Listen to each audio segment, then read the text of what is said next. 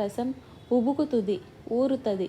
కాబట్టి కొత్త దాంట్లో పోసినప్పుడు ద్రాక్ష రసం ఊరుతుంటే తిత్తు కూడా ఊరుతుంటుంది కాబట్టి అది సర్దుకుంటుంది అందులో. కానీ ఆల్రెడీ ఊరిపోయి తిత్తు సాగిపోయిన తిత్తులో, బాగా పెద్దదైపోయిన తిత్తులో కొత్త ద్రాక్ష రసం పోసావంటే అది ఊరినప్పుడు ఈ తిత్తు ఇంకా ఎక్స్పాండ్ అవ్వలేదు గనుక పిగిలిపోతుంది. తిత్తు పాడైపోద్ది, ద్రాక్ష రసం పాడైపోద్ది. ఈ క్రొత్త సంవత్సరంలో మన తిత్తులు, మీకు తిత్తులున్నాయా? ఏంటా తిత్తు? మీ హృదయం, మీ బొజ్జ కూడా తిత్తే. ఆ తిత్తు గురించి నేను ఇప్పుడు చెప్పడంలా. ఈ బొజ్జ తిత్తు పోసే కొలది పెరుగుతూనే ఉంటుంది. చూడండి, ఎంత తిన్నా మీకు పొట్ట ఇట్లా అభివృద్ధి అవుద్ది.